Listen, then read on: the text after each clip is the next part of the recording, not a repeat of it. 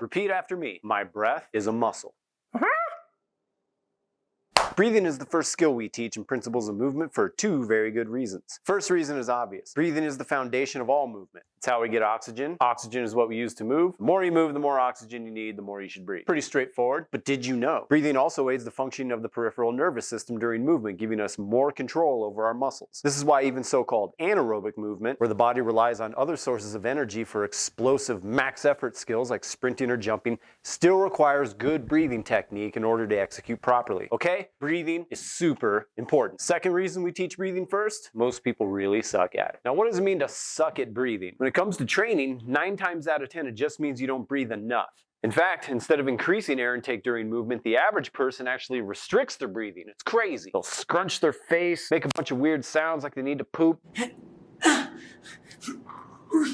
then collapse and start gulping down air like the 1 hour mark of Spaceballs. Your body needs more air and you're giving it less. What did you think would happen? And yet, almost everybody does it until they're trained out of it. Now, I have some theories as to why this is, and it has a lot to do with the fact that unlike our ancestors, our lives are defined by non-movement. Even people like me who train every day are still sitting for most of it. So now, when we do start moving, it actually triggers a negative stress response from the body. Like, what is all this exertion? Are we in trouble? Shut it down. It's a stress response created by the mind, which mistakes the stress of movement as a threat. Sad. You can stop the video now and just resolve to breathe more and your training will instantly improve. But if you want to develop actual breathing skill, keep watching. And while you're at it, smash the like and subscribe, just smash all the buttons. Step 1 is understanding the peculiar fact that breathing is both involuntary and voluntary, which is a bit strange if you think about it. Imagine if you could pump your heart faster or suddenly grow your fingernails longer. Freaky. But why can we breathe on purpose? Studies have shown that voluntary breathing activates the motor cortex of our brain to allow direct manipulation of our breathing muscles, especially the diaphragm.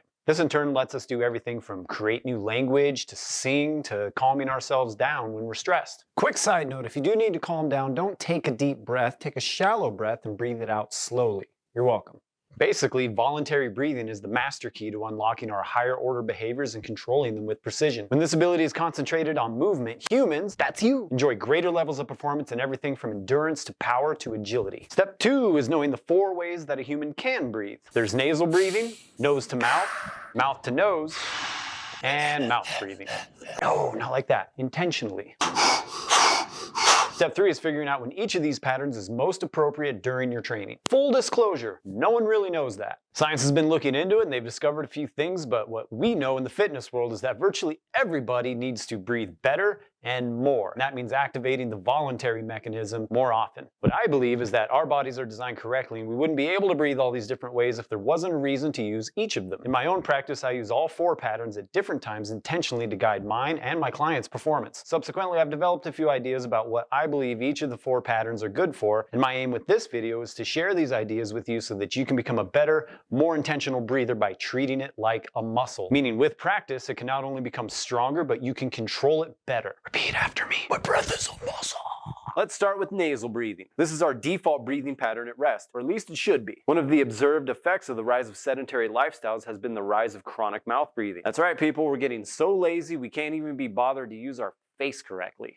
Check yourself right now. But why is chronic mouth breathing bad? Much of it comes down to the fairly recent discovery that nasal breathing triggers the production of a gas in our paranasal sinuses called nitric oxide, or NO. This badass little molecule increases the available amount of carbon dioxide in our blood, which means we can exchange it for more oxygen as we inhale. But wait, there's more. NO also stimulates vasodilation, meaning it widens our blood vessels, allowing blood to flow more freely. If you think of your circulatory system like a highway, each car is a blood cell, and each passenger in the car is an oxygen molecule. What NO does is expand the number of lanes on the highway while putting more passengers in each car. Chronic mouth breathing does the exact opposite. You don't produce as much NO, so you don't absorb as much oxygen, and it actually narrows your blood vessels. Fewer lanes, fewer cars, fewer passengers. This has been shown to increase anxiety, stress, and blood pressure, all while suppressing our immune system. Compound this over months and years, and the result is chronic fatigue, mental haziness, sleep disorders, and a host of other problems associated with mouth breathing. Once again, go ahead and stop this video and just commit to nasal breathing during the day and you'll have gotten a lot of value out of it already.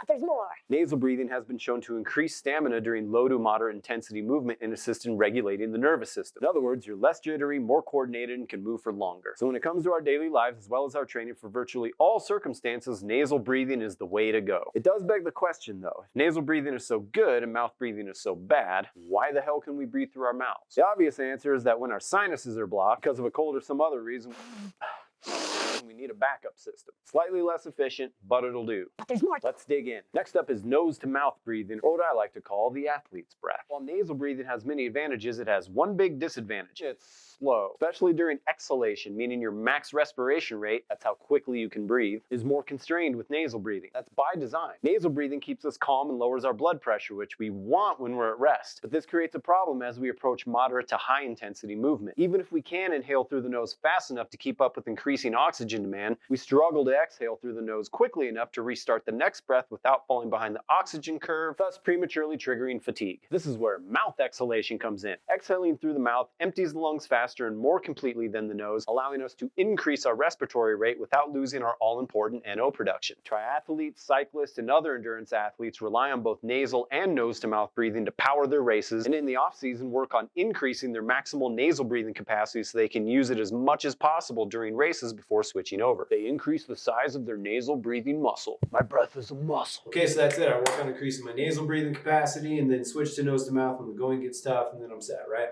About 90% of the time, yes. But let's talk about the other 10% where mouth breathing starts to take over. Up next is mouth to nose breathing, which at this point doesn't even sound right. So I lose the nitric oxide production of nasal inhalation while also losing rapid mouth exhalation. It's useless. Not exactly. The backwards nature of mouth to nose is kind of the whole point. Stay with me. Remember what happens to most of us when we exert ourselves. We unconsciously restrict our air. When we're really exerting ourselves, like getting her up around 80-90%, gets even worse, and we often cut our air off completely. I've observed it countless times. The eyebrows pinching, the eyes closing, the chin tucking into the chest. It's a more extreme version of the defensive response we detailed earlier. We're uncomfortable, we want it to stop, so we put ourselves in a position where we can't see or breathe, and that forces us to stop. The problem, of course, is that our mental state is usually not an accurate reflection of the body's true level of exhaustion. We could go much further, but we quit up here first. What if, when we catch ourselves mentally quitting, we breathe wrong on purpose to snap ourselves out of it? This is exactly what I do. Every time I'm in a movement or exercise and I start to mentally waver and my breathing cuts off, I'll switch to a mouth to nose pattern for a few breaths to draw my attention to my breathing and then switch back to rapid nasal or nose to mouth breathing to get ahead of the oxygen curve again.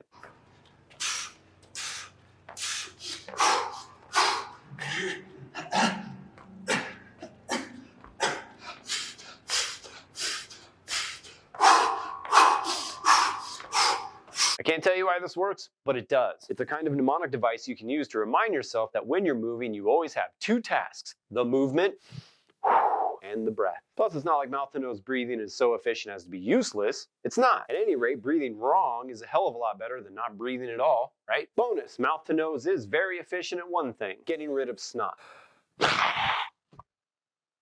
Just saying. And finally, we have mouth breathing. We've already discussed the problems associated with chronic mouth breathing at rest. Why would we use it during movement? The key word here is chronic. In very extreme short-term situations where you've reached the end of your stamina or maxed out an explosive movement, mouth breathing is all you've got. We've all been there. You finish your hard movement, you drop the weights or come out of a sprint, whatever it is, and then you start sucking down air like a drowning victim. This is also by design. Intentional rapid mouth breathing is actually the quickest way to oxygenate the blood. What you lose in NO production is offset by blunt force maximum respiration. This form of breathing is so efficient at saturating your blood with oxygen, it's also known as hyperventilation, as in too much air. You know this is true because if you hyperventilate sitting there on the couch, you'll pass out. Don't try it. So we must reserve this style of breathing only when our activity merits it. This can be preceding a max effort, or more commonly, at the end of a short duration but high intensity movement such as a sprint, where our fatigue is so extreme that we must temporarily use hyperventilation to power ourselves back from the brink of exhaustion. Now that you understand the four types of breathing, you can visualize their roles as a pyramid. Nasal breathing is at the base and takes up roughly 80% of the pyramid. This is what you use in your daily life and during low to moderate intensity activity. Above this, taking up anywhere between 10 and 15% of the period, is nose to mouth breathing, which is used to power endurance training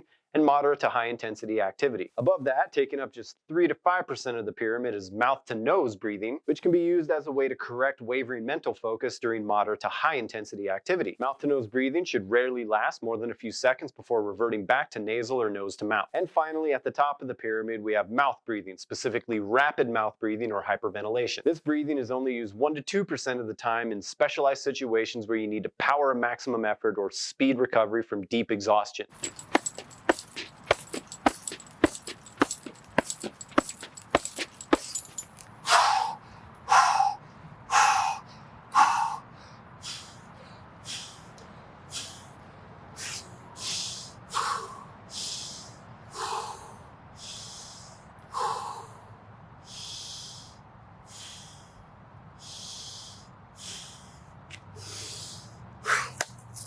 When done right, this helps us recover much faster and avoid looking like we're suffocating. If you enjoyed this video, then come try our virtual Principles of Movement class where I teach you how to master breathing and several other practices that help you live a better life in a less painful, more capable body. Every Tuesday and Thursday at 12 p.m. Eastern. Link in the description below, like, subscribe, whatever. Goodbye.